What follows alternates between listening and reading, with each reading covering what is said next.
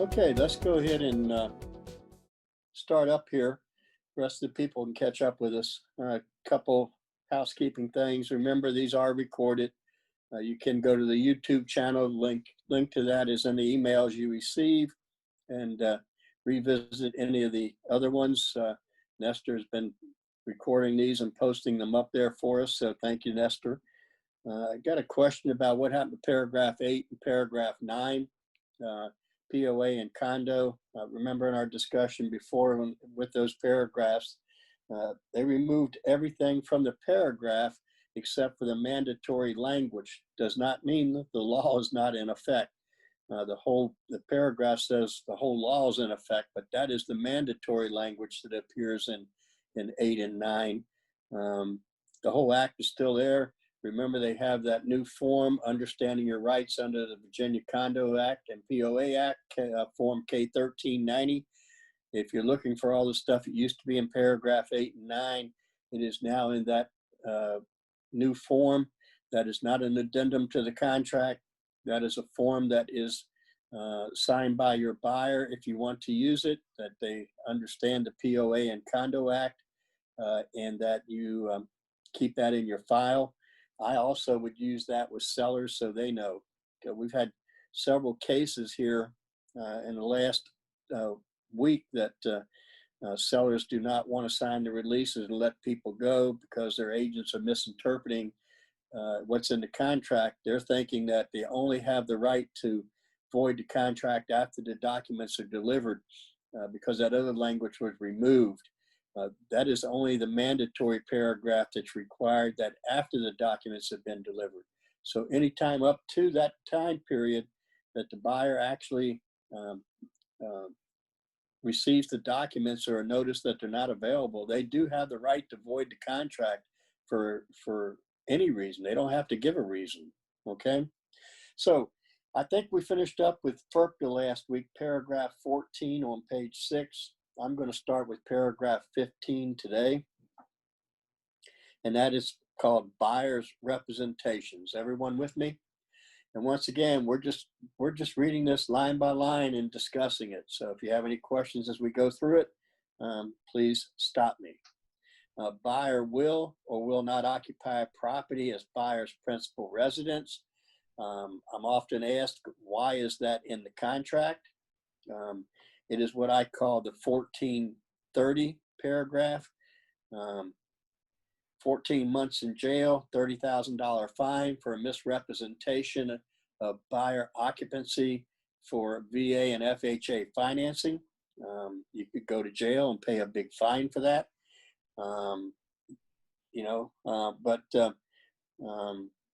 The other reasons being to try to list out when this is necessary is something that would be very laborious. So there's several reasons. One, VA and FHA financing, investor ratios, and also rental restrictions in POAs and condos. For instance, in Florida, my condo project, you can rent them, but there has to be a minimum of 30 days, and you have to pay there. If it's rented monthly, you have to pay hotel taxes and all kinds of other stuff to the state. So those are the kind of things that need to be disclosed. So that's why they have it in there. Does someone have a question? Mr. Anderson. Yes. 1430. What did you say? 14 years jail, 30 years? 14 months in jail, $30,000 fine. Okay, thank you. Okay, that's my 1430 rule. Okay, unless specified in writing in a written contingency, neither this contract nor financing is dependent or contingent on the sale of settlement or lease of other real property. It's they've even put it in dark print. We've had several situations where people wanted to delay settlements because their property hadn't sold yet, but they didn't make it contingent upon the sale of a property. Okay, that is a misrepresentation. If you are doing that as an agent, thinking that if you put in here they have a property to sell and it's a multi-contract presentation, they won't get the house. Okay, and then their contract is the winner, and you think it's going to sell quickly and settle quickly, and it doesn't. You're in trouble with DPOR, you're in trouble with Code of Ethics, and your buyer had a misrepresentation in their contract. They could be sued for damages. So don't play that game. I know it's a tough market, and you need to do whatever you can to get a property through, but DPOR considers that failure to safeguard the public's best interest, misrepresentation. I can see a lot of charges with that one. And Code of Ethics, Article 1 says be honest. Okay, so don't do that. So here's what you need to do. If they have a property to sell or lease, disclose it. I want to go to contingencies and clauses on pages 24 and 25, 1A and 1B. We had some questions about this in the past. Let's just go ahead and cover those forms right now. So if you go back in your package and you find your contingencies and clauses addendum, okay, page 24. Everybody find me? Okay. Number 1A. A is if they have a property to sell. Okay. B is if they already have a contract on the property that they need to sell. Okay. Now, why would your seller even consider taking a contract where people have a property to sell or one to settle? Probably the only reason I can think of right now is no buyers for the property. And I don't know where that would be right now, but you know, if the house has been sitting on the market, you might consider it. I saw something posted on Facebook that I got a chuckle out of, and people asking about the supply of housing, and people saying, just think back to May when you were looking for toilet paper. That's what the market's like, you know, couldn't find that, can't find a house. So right now I can't see 1A and B being used too much unless the people really like the buyer and they wanted them to have it, or they're not in any hurry, or they got a really good price on their house, you know, they're above price, but I know it's happening. So let's just go over this contingency: sale or buyer's property and kick out. So this contract is contingent until 9 p.m. X number of days after date of ratification deadline upon the sale of the buyer's property located at such and such address. I probably can't see having a contingency for more than 30 days to have them find a buyer. You know, when you put it into Bright MLS, if it's under contract with a kickout, how many showings do you think you're going to get? Well, you might still get a lot of showings in this market because there is a shortage of properties, but probably 30 days is enough in that. If the buyer does not satisfy, amend, or remove this contingency by the deadline pursuant to subparagraph 3 below, this contract will become void. So at midnight on the night that, actually 9 p.m., because this is a contingency, on the night that this property was, you know, they had to sell their home. If they don't have it under contract and remove the contingency, it becomes automatically void. Okay, does not require any form. Seller goes back on the market immediately without any voiding. Okay. Seller, number 1, seller may continue to offer the property for sale and accept a bona fide backup offer. What's a bona fide backup offer? Not something that you get a friend to write a contract so it looks like you have one to buy more time, right? until this contingency is satisfied or removed. If a backup offer is accepted, seller will deliver notice to buyer requiring that this contingency be removed or satisfied pursuant to subparagraph 3 below, not later than 9 p.m. days after date of delivery of the notice, or this contract will become void. Okay, so notice of a backup. There is no form for a notice of a backup. I want you to go to paragraph 31 of the sales contract for a second, and let's look at the definition in the contract of what constitutes a notice, okay? You could always take an addendum form, cross it out, make it a notice, but all it's required for a notice in paragraph 31, okay? Let's just take a look at it together. 31H, it's on page 11 of your contract. Notices means a unilateral communication from one party to another. Unilateral. They don't have to agree. It's coming from the party sending the notice. So in this instance, it would be the seller. All notices required under this contract will be in writing and will be effective as of delivery. Written acknowledgement of the receipt of the notice is a courtesy, but is not a requirement. I'm not, I guess you could send an email, but I would probably send something filled out, written, saying this is a notice in accordance with paragraph such and such. You could actually probably copy the language from the notice for voiding a contract. It's just not voiding, you use that language, okay? So seller will deliver notice to buyer, and deliver is capitalized. I would send it to wherever it had to go in paragraph 6B to be delivered, all right? If buyer fails to satisfy or remove the contingency by deadline, this contract will become void. Once again, no notice necessary. It just becomes void. So you can't miss the dates. You can't mess up.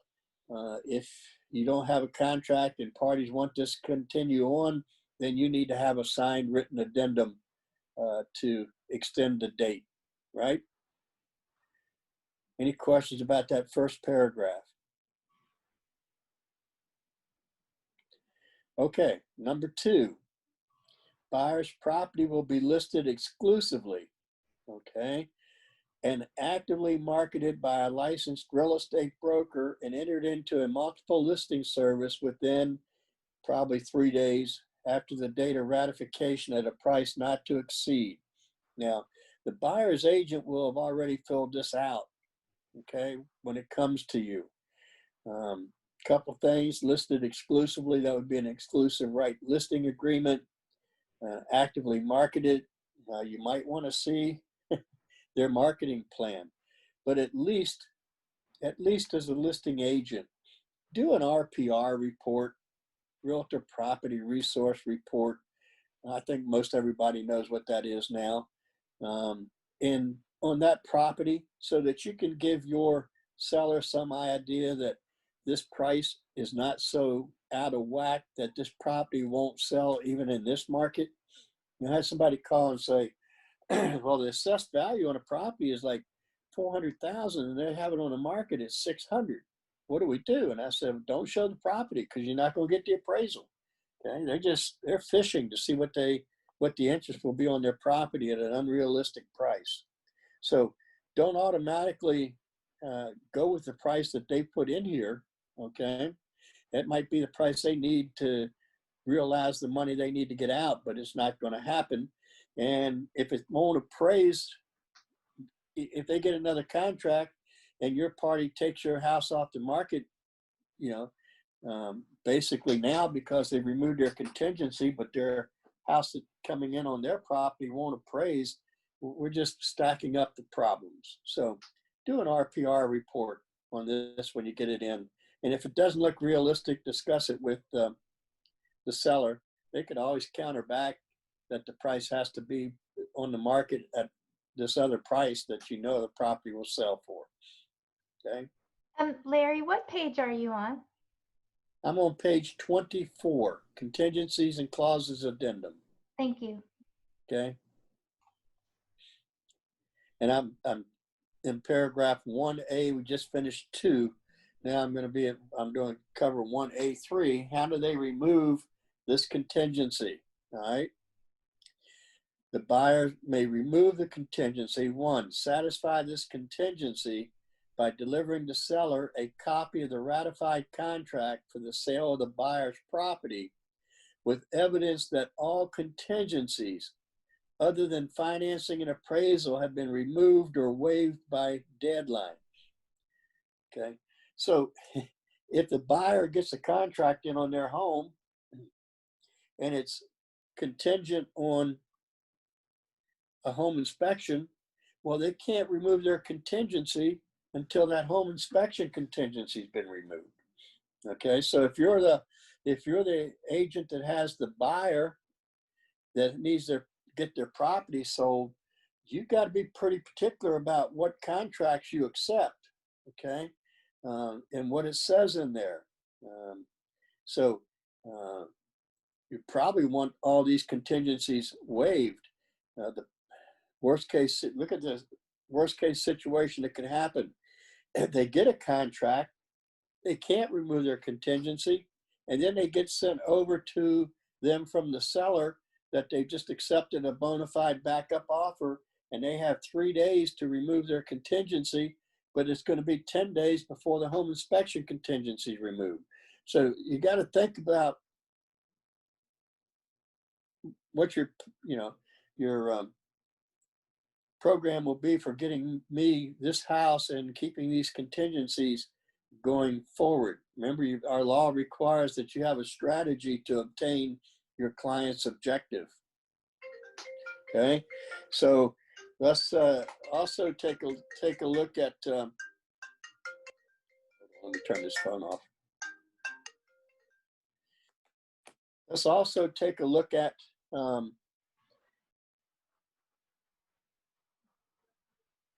the financing and appraisal contingency.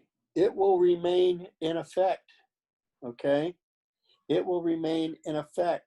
So if under paragraph 2, they got a contract on a property that was listed way too high above what your RPR report or whatever your market analysis shows, the appraisal is still in there. And when will the appraisal be done on this contract? Probably 30 days. So we may be 30 days down the road to find out that this overpriced property appraisal came in low and that buyer now bails out. So give some thought to these paragraphs when you are using them. So B, remove this contingency by delivering the seller a letter from the lender stating that the financing is not contingent in any manner upon the sale and settlement of any real estate or obtaining a lease of any real estate that the buyer has sufficient funds available for the down payment and closing costs necessary to complete the settlement. Okay, well, or evidence sufficient funds available to complete settlement without obtaining financing. If your buyer can do 3B, why are you making it even contingent upon the sale of their house and putting yourself in a worse position? This paragraph never made sense to me. If your buyer has the wherewithal to do this, why make your contract contingent? It just puts them in a weaker negotiating position, because as a listing agent, I'm meeting with my seller and they want to have this contingent upon the sale of their home. And we're probably going to stick to our what? Our list price, okay, at a minimum, because you're asking us to give up something. We're going to ask you to give up something. So you may be weakening the price that your buyer could have gotten the property for if they had the cash to do this, but they just didn't want to take the risk. So give us some negotiating thought here. Paragraph 4. if the buyer satisfies the requirements of subparagraph 3A above, this contract remains contingent upon the settlement of the sale of the buyer's property. This paragraph will survive the satisfaction of the contingency for the sale of the buyer's property, because we already brought you the contract, only contingent upon finance and appraisal. Settlement under this contract, and pay attention to this, may not be delayed more than 10 days after the settlement date without the party's written consent. Why is that in there? Well, what happens if, heaven forbid, they need 3 more days for the loan to be approved, or this, or your contingency is going to die? Well, this gives everybody an automatic extension. I've always used 10 days here because you never know what's going to come up, especially with COVID. What if the seller comes down with COVID, etc.? Does your buyer, does your buyer still want to go in, etc.? So this covers certain situations. And if you remember paragraph 5, okay, paragraph 5 says who chooses the title company?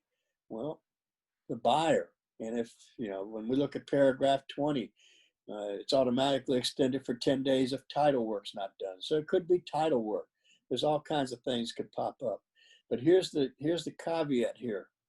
If your seller is going out to buy another home and it's contingent upon the sale of their home, make sure you have the same number of days in this paragraph in their contract as in the one they accepted on their home. Does that make sense? Because if this settlement's delayed, they don't have the funds to settle on the one they're going to buy. And if they didn't have the same contingency, you're going to put your person in default. So make sure the days match up. Okay. And so it can't be delayed more than X number of days after the settlement date without the party's written consent. Now, if you remember in paragraph 5 of the sales contract, when we discussed it, it talks about an assignment of funds. Okay. So seller will or will not accept an assignment of funds. And they talk in here, they talk about coinciding settlements. Okay. That's almost impossible anymore. What is a coinciding settlement? Well, I need the money from the sale of my house this morning to settle on your house this afternoon that I'm buying. Okay. Will I have those funds in Virginia this afternoon to settle on your home? No. Okay. So it's going to require an assignment of funds, right? And will the lenders allow it? Will the title companies work with it?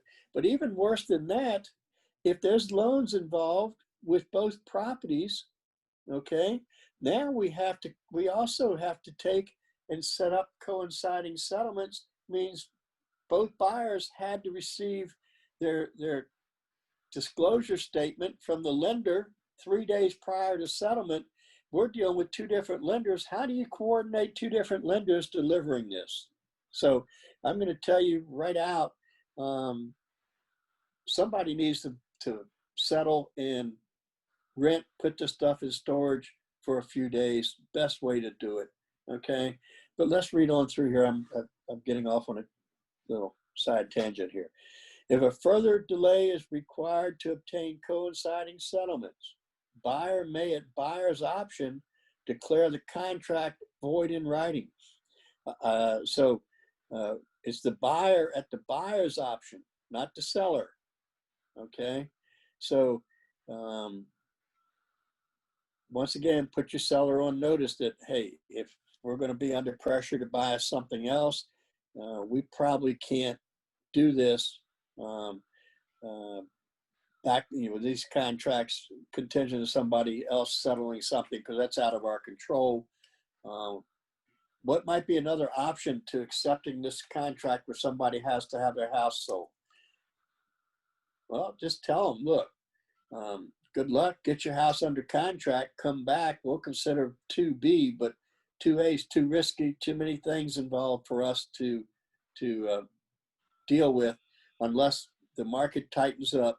They haven't had a contract and they're getting a little nervous, then you might accept this. But right now, quite frankly, I just tell the other side, you get a contract, come back and talk to us. But we're not going to take this house off the market by putting it in a position that says back up, bring backup offers. Okay. So buyer has the right to void the contract in that instance. Of course, nothing herein shall prohibit the parties from mutually agreeing to extend settlement date under terms acceptable by both parties. How do you extend settlement date?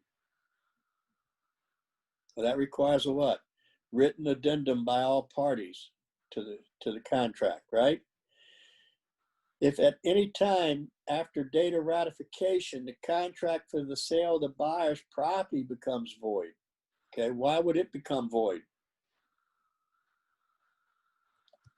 Well, financing got turned down, or the appraisal came back in low and they couldn't negotiate the new price, okay?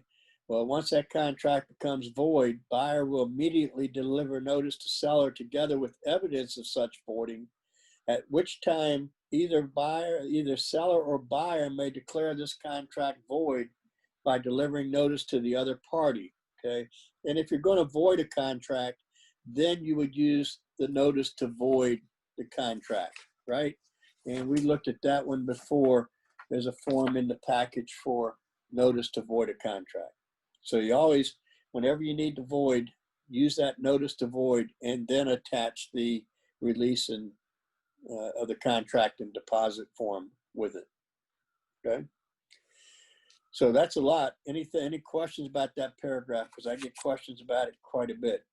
Anybody have any input that you want to add?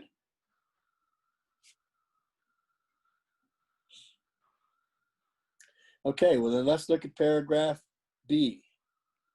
This is when you're going to write a contract on a seller's home. You already have a contract on the home that you need to sell. So you're the buyer's agent. They've already, your seller's already received a contract. So settlement of this contract is contingent upon the settlement of the contract for the sale of the buyer's property located at. Once again, if I'm the listing agent, I'm probably going to do some kind of market analysis, an RPR report to share with my seller about that buyer's property because it's still, unless the appraisal contingency has been waived, probably still have to worry about whether or not the property will appraise if it was overpriced and it looks like it right up front. Okay.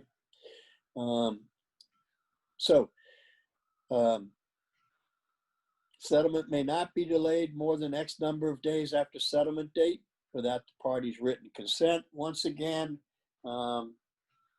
if your seller of this property has to buy another property and is contingent, make sure the days match up. Don't want to put your party out there in a possibility of default. Seller will or will not accept an assignment of funds. If a further delay is required to obtain coinciding settlements, buyer may at buyer's option declare the contract void in writing. And once again, trying to get coinciding settlements since TRID came out is pretty difficult. So there probably would need to be post or pre-occupancy agreements put into effect.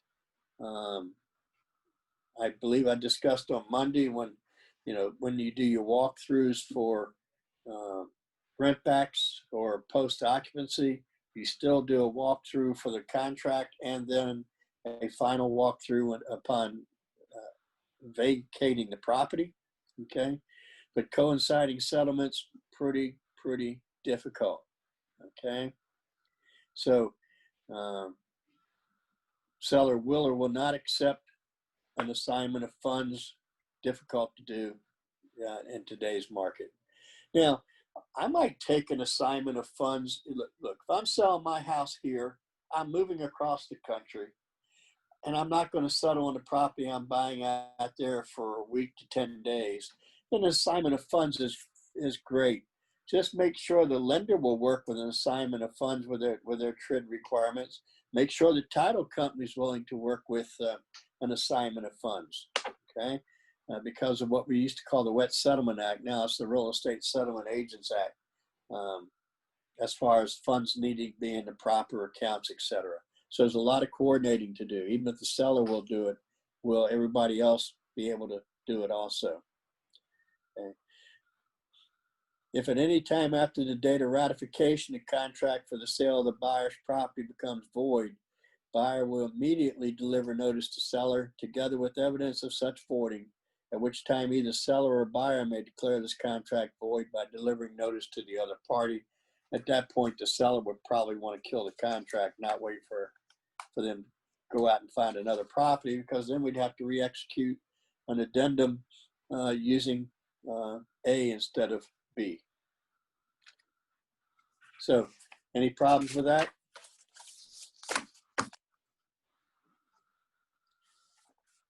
Good. So let's go back to the sales contract. Buyer's representations, paragraph 15. Okay. Buyer acknowledges that seller is relying upon all buyer's representations, including without limitation, the accuracy of financial or credit information given to seller, broker, or the lender by buyer. This has been around forever. This was in the contract when I first got licensed 44 years ago, okay? Because we used to do what? Agents used to do the qualifying, okay? We would take whatever the seller, the buyer gave us as information. We do the ratios, we do all this. They would actually fill out a financial sheet, and we would take that financial sheet to the seller, okay? So would actually take it to the seller and discuss it with the seller, because back then we all represented the seller. So the financial information of the buyer wasn't considered confidential. Today, under our statute with financial information being confidential, we're not going to get any kind of those sheets filled out. Who's going to tell us whether or not the party is qualified to buy? Well, we're going to get a lender to give us that, right? So, but they're still relying on what the lender's saying. So, one warning here to give to your clients, okay, your buyers. The income that they say they make must match their tax return, okay? Must match their tax return. The lenders are going to pull the 4502T or whatever they call that. They're going to have your person sign it so they can pull the tax returns. It's the first thing they do. They're going to lay that down next to the income that they're stating they make.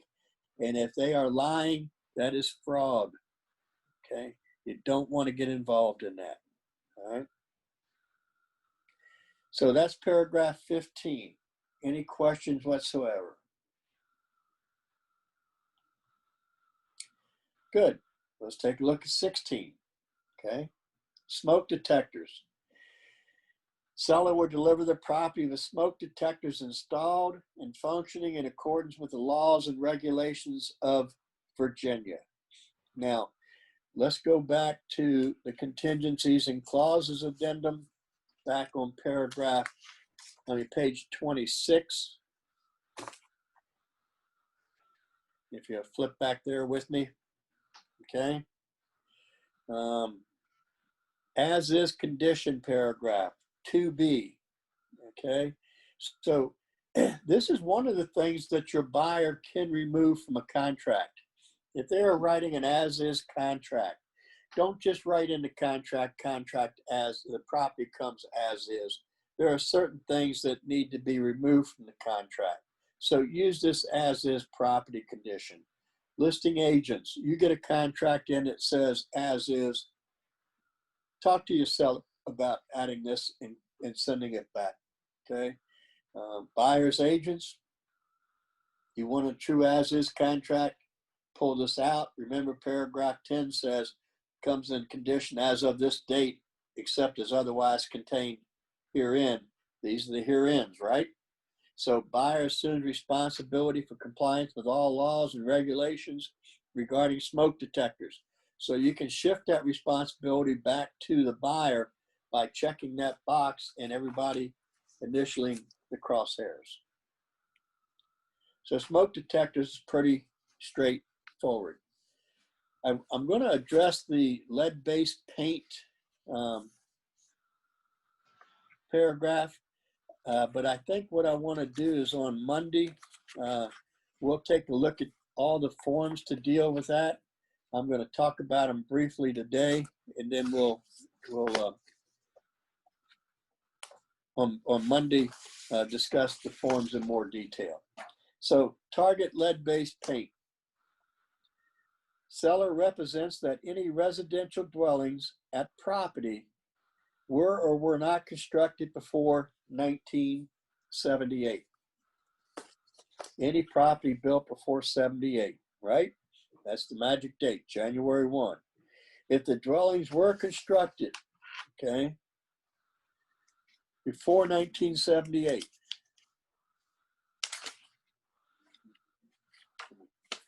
get my paperwork straightened out here for me, then unless exempt under the statute, property is considered target housing under the statute, and a copy of the sale, disclosure, and acknowledgement of information on lead-based paint or paint hazards have been attached and made a part of this contract as required by law. Now, they do have information form K1321. NVAR has a form K1321. I want to just read to you real quickly on that form the exempt properties. I'm going to ask you to download these forms for Monday. We'll put it in email when we further discuss this.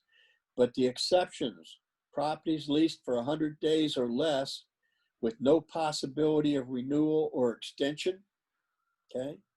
Release or renewal of a lease for the same property to the same tenant where the landlord previously complied with the law's disclosures and has no new information about lead-based paint, housing for the elderly or disabled, foreclosure sales, property where there's no separate bedroom, and property that has been certified as lead-free under the law. So those are the exemptions. Why homes for the elderly? Well, the lead-based paint is something that affects children during their developmental time. So I think it's years 12 and less. If they ingest lead-based paint, it can affect their growth and whatever. Somebody asked, why would children eat lead-based paint chips? Well, because what I understand, it tastes like sweet chocolate. I haven't tried that out, but it does taste like sweet chocolate, so they would do that, right? Now, there are two different lead-based paint forms, all right, for disclosure. You have one for sales, you have one for rentals, okay? So form K1035 is for rentals, and K1534 is for sales, okay?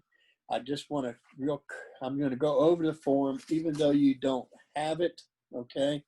And then we'll take another look at it, unless you want to download it real quickly. Lead warning statement. Now this has to be sellers. These are the seller disclosures required under the statute, buyer's acknowledgments, and this is one of the two forms that you as a real estate agent will be involved in with a contract, even if you're not the listing agent or the buyer's agent. You do have to sign this form, both listing agent and buyer's agent, and the other one would be the FHA financing addendum if that financing was being used. So there's a lead warning statement, Every purchase of any interest in residential real property on which a residential dwelling was built prior to 1978 is notified such property may present exposure to lead-based paint that may place young children at risk of developing lead poisoning. And it goes on to tell what it could do to them, and we'll take further look at that. A seller of any interest in residential real property is required to provide the buyer with any information on lead-based paint hazards from risk assessments or inspections in the seller's possession. And then the seller has some disclosures. Okay. Every one of these disclosures have to be initialed, A and B and C, D, E for the purchasers. So A, presence of lead-based paint. If they have it, they check A and where it is, or they have no knowledge. That is the first one. And then records and reports, sellers provided or seller has no reports. Every one of these blanks need initialing, okay? And then the seller or the buyers have to acknowledge they received an opportunity to review the copies, receive the pamphlet, and have an opportunity to do a 10-day opportunity to inspect or waive, okay? And then the sales associates also say they have put everybody on notice what they were supposed to do. We will take a look at these forms on Monday. Here's the key to all this, okay?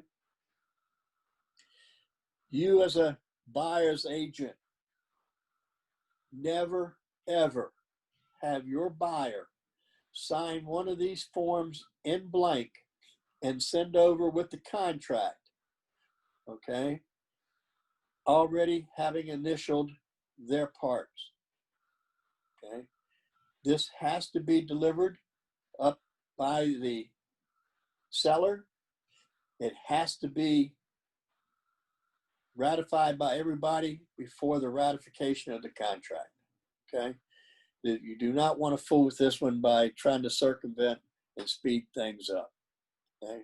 Now, back in the paragraph itself, buyer does or does not waive the right of risk assessment or inspection of the property for the presence of lead-based paint.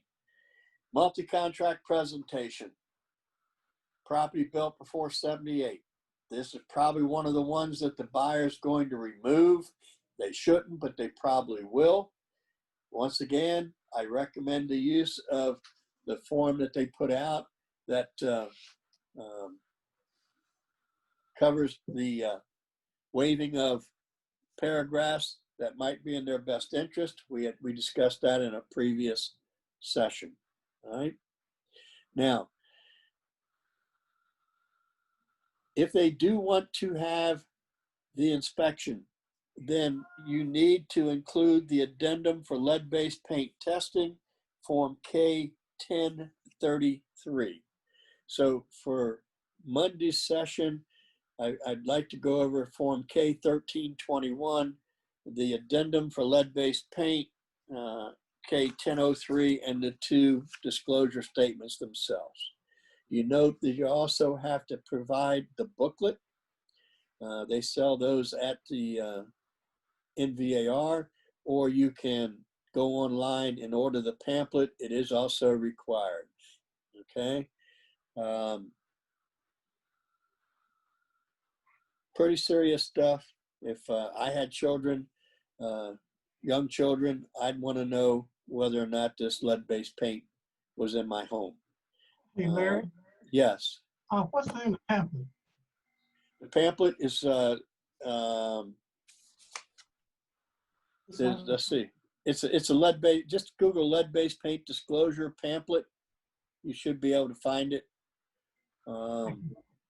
It's called Protect Your Family from Lead in Your Home, EPA pamphlet 747K. Okay, it's an EPA pamphlet. Okay, if you Google federal lead-based paint law, there's a lot of different vendors that will be willing to sell it to you. I've got a copy of it here somewhere on this bookshelf, but I didn't have time to look for it. Is there any risk if you're representing a seller to suggest, like if you have multiple offers and you have a really good offer, but they have this contingency, is there any risk of suggesting that you would take theirs if they remove the contingency? Well, I would not counter removing it because the law says they have the buyer has the right to do a 10-day risk assessment. You could counter back, I guess, that they waive it, but there's nothing in the law that requires the seller to conduct it, but the buyer does have the right to do it. So I would probably, it's a tough call. I would not recommend that they counter the contract or not take the contract because of the lead-based paint inspection. What's the worst case situation? Well, it shows lead-based paint in the property. Well, it probably should be remedied anyway. So I don't know. Be careful how you tell them don't accept a contract because they want the lead-based paint assessment. Okay. Okay. Has anybody had a contract where it called for the lead-based paint? Has anybody had a situation where the seller had lead-based paint studies done and hadn't been remedied and you had to disclose it? Okay. Most of the contracts that we ever receive on any of ours, they're waiving the risk assessment. If your buyer waives the risk assessment and they have young children, recommend that they have it inspected after they move in, because it's not something to fool with. It's pretty dangerous. What about landlords? Do you have this requirement? Yes. Okay. So what about agents listing a property? Yes. If it's built before 78 and it's going to be rented out, there's these, you need the disclosure forms, the pamphlets, everything, just like a sale. Okay. But you use a different disclosure form than with the sale. They're two different disclosure forms. Okay. So I'm going to go into further detail on with the forms. We'll read through the forms together next Monday if you're with me. But I'm going to leave it at that for lead-based paint today. Larry, Yes. I'm sorry, but this is different. I just have a question. On a new, this is not regarding the topic you're discussing, but on a new development or a builder's property, is there a law that requires the builder, when do they have to provide the warranty for the sellers? There is a 10-year warranty that will be presented, I think, but I don't think it's presented till settlement. I don't know. So they are not required to give it ahead of time for the buyer to review? I'm not sure. That's one I'll have to check into. Okay. Let me double check and see. I don't want to give you any bad information, but I know it has to be, part of the settlement. You would receive it, but it's it's in the contract that they have to provide the HOW warranty on a new home. Okay. Yeah, they will, but the question is like, how early should they give it, or is it on the day of settlement, so that at least the buyer? We've always received it on the day of settlement in the past when I did them, but I don't know if the law changed on that, so that's something we'll have to check into. Okay, thank you. Okay. Okay. I am going to stop with that paragraph. We will pick up next Wednesday with the wood destroying insect inspection. Any questions about anything we've done today? No. Okay, we I have a will. question. Okay, all right. Larry, so the lead-based paint inspection, have you ever done that? And do you know how much it cost? I haven't had one done recently, but yes, we have done them, and there's two different tests. Okay, one is where they take a sample of the flaking stuff and send it off to a lab. The other is they bring a machine in. The one where they bring the machine in is the best one. Back then it was $300, but I have no clue what it is now. That's something I would probably shoot out and find out from, some of the providers and find out what they charge. But the machine is best, is, much better. I've only had one property where we actually had lead-based paint, and it was on Ledbetter Street in Alexandria. What a name. Yeah. So, but the owner revealed to me when he had this house painted that they, or the windows replaced, that they did inspections and they found it in some boards and whatever. So we actually had to disclose it, in the reports. And it was an investor buying the house, so they didn't care. But that was the only instance I've ever had in all my time with that, except for one on Quantico Street over in Arlington. There was one board, for some reason, one board that had it, and we had to get it removed. They did a lead-based paint test without our permission. Wasn't part of the contract, and they slipped it under home inspection, says other inspections. Okay, so the owner replaced the board, had to pay some special person to come out. You're not supposed to just remove it yourself, right? And cost a couple $100 to have it fixed. But that's the only two instances I've ever had with it. Anybody else ever had any problems with it? Anybody else? Yeah. So it's usually waived in the contract. But how far do we have to explain to the buyer when they're waiving that?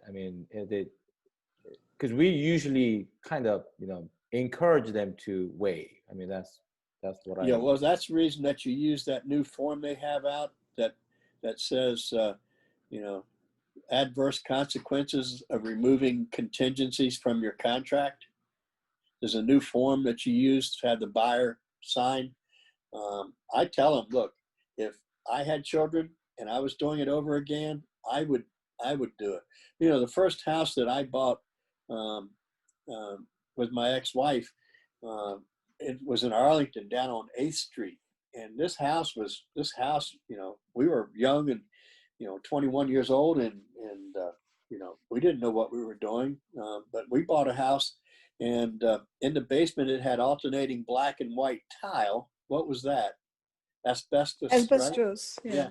And we had this furnace that had been converted to oil, and it was wrapped in this material that was what? Asbestos. Okay. And the pipes running for the heat had asbestos. But that, in the kitchen, it had the same tile. And the pipes bringing the paint and bringing the water into the house to drink were made of what? Lead. Okay. And the house had this asbestos tile that was painted with what kind of paint? Lead-based paint. We didn't, but all that stuff back then you didn't disclose. We didn't even know about, right? Back in 1969. So my kids turned out fine, luckily. But if I had to do it over again and knew about this stuff, I'd have probably asked for tests. But that house eventually was sold and was torn down. But they had to bring people in suits to take down the asbestos and all that other stuff. So it was an expensive proposition. Okay. One more question. So not having that lead-based paint disclosure sign, is that contract still ratified without that form? It's ratified, but it's voidable. It's voidable. Oh, okay. Yeah. It's like a property disclosure. Yeah. Okay. So make sure it's done. Make sure your agents, when they list the property, they get the form filled out. That with the property disclosure, downloaded as a document on the listing, and make sure that you get it. There's a checklist that the board puts out, a folder they sell for $1.25, has everything that needs to be done in a contract and when it was done. That's one of them. So work with a checklist to make sure you have everything done. The tip-off date is what date? January 1, 78. Okay. Any other questions today? What is the penalty for the lead-based? Okay. losses, how much penalty are there?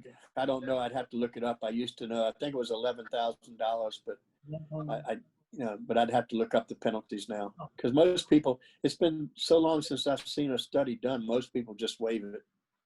If they waive it in a contract and they have young children, then definitely do it when they move into the house and take care of the problems. Okay. Great. I will see you guys on Monday then. See you. Okay, Thank you. thank you. Bye-bye. Thank you. Bye. Bye. Thank